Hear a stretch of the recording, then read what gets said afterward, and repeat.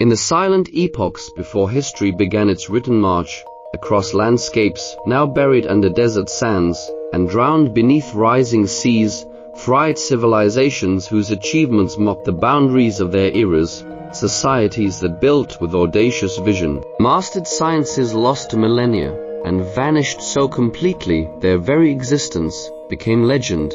These are not mere footnotes in archaeologists' ledger, but seismic ruptures in our understanding of human potential. Their ruins whisper uncomfortable truths that greatness is fragile, that progress is not linear, and that entire worlds can dissolve like salt in water, from the hunter-gatherers who erected cosmic temples before inventing the wheel to maritime empires swallowed by volcanic fury. Their stories form a mosaic of human ingenuity and hubris written in stone. Star alignments and drowned harbors. Göbekli Tepe, the sanctuary that rewrote Genesis, 11 millennia before Christ walked the earth. On a windswept plateau in southeastern Anatolia, clans of gazelle hunters performed an act that defies all logic of human development. With flint tools and raw muscle, they quarried 20-ton limestone pillars from ridges 2 miles distant, dragged them across undulating terrain, and erected them in concentric circles aligned to the rising of Orion's belt. Each monolith became a canvas, reliefs of scorpions poised to strike, vultures circling headless humans, abstract symbols mapping constellations unknown to modern astronomy. Göbekli Tepe, carbon dated to 9600 BCE, predates pottery, metallurgy, and agriculture by over 5,000 years. Its construction demanded coordination among hundreds, perhaps thousands, of nomadic souls, who left no villages, no graves, no evidence of hierarchy for 3 centuries. They expanded the complex, adding new rings, carving deep iconography, and to around 8000 BCE, they deliberately entombed their life's work under 500 tons of soil and rubble. Why bury a masterpiece? Archaeologists debate ritual closure, fear of celestial omens, or warning to descendants. But the stones themselves confess a deeper truth. These hunter-gatherers possessed the spiritual sophistication that fueled societal complexity, not vice versa. When the site vanished from memory, it took with it the answer to humanity's oldest question: did gods create us, or did we create gods to build civilization? Indus Valley, the utopia that chose silence, along the floodplains of the Indus and Saraswati rivers, between 3300 and 1300 BCE flourished a civilization so meticulously ordered it seems transplanted from futurists' dream. Mohenjo-daro and Harappa, cities housing 40,000 souls, boasted grid-patterned streets wider than modern avenues, multi-story homes with indoor bathing pools, and sewer systems so advanced they wouldn't rival into 19th century London. Standardized bricks, ratio 4:1 across 1.5 million square kilometers, uniform weights, for trade from Mesopotamia to Mugan, and public granaries guarding against famine spoke of central planning without tyranny.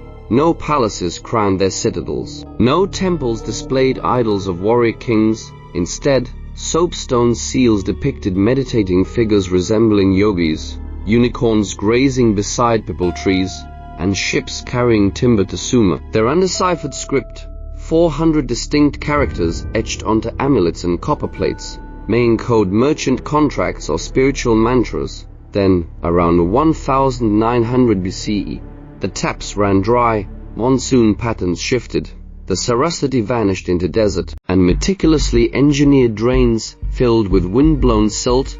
Unlike Rome's fiery collapse or Egypt's dynastic falls, the Indus cities died quietly, streets emptied without signs of violence, workshops abandoned mid-production, children's clay toys left in courtyards. Climate models show rainfall drop 30% over 2 centuries, a slow suffocation. But why no resistance? No migration records. The silent screams of a people who chose dignified dissolution over violent reinvention, leaving behind the world's first peaceable kingdom as their epitaph. Olmecs, blood, rubber and buried colossi in the sweltering lowlands of Mexico's Gulf Coast, where jaguars still stalk cyber-shaded rivers. The Olmecs launched Mesoamerica's cultural dawn around 1500 BCE. Their genius manifested in terrifying beauty at San Lorenzo. They reshaped a plateau into a cosmic map, channeling rainwater through basalt aqueducts to feed ritual pools reflecting stars.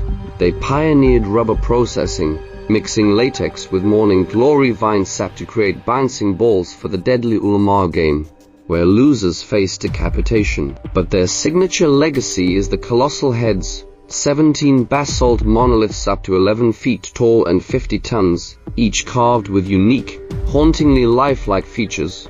Helmeted brows furrowed like storm clouds, broad noses flared for olfactory supremacy in humid jungles, lips curled in eternal disdain, quarried from the Tuxtla Mountains 80 kilometers away, transported without wheels or beasts of burden, likely on log rollers through mangrove swamps. These visages lightly depicted revered rulers gods, yet around 400 BCE, Olmec cities underwent ritual suicide. At La Venta, monuments were decapitated, altars shattered with ritual maces, and the giant heads buried in crypts lined with jade and magnetite mirrors. One head was interred facing a wall, eternal punishment for a failed king. Modern LiDAR reveals even grander cities buried under Veracruz jungles. But the Olmec's greatest secret remains: why did the mother culture of the Americas bury its children before teaching them to write their history?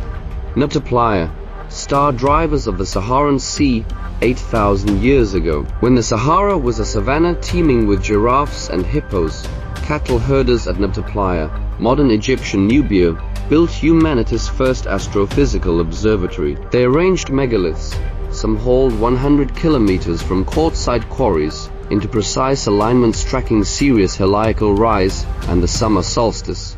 The calendar circle, a 12-foot stone slab surrounded by smaller markers, cast shadows predicting monsoon arrivals within 3 days of error. Nearby, a star stone engraved with the Pleiades cluster lay beside cattle burials, bulls interred facing cosmic north. These nomads possessed knowledge rivaling Babylon's.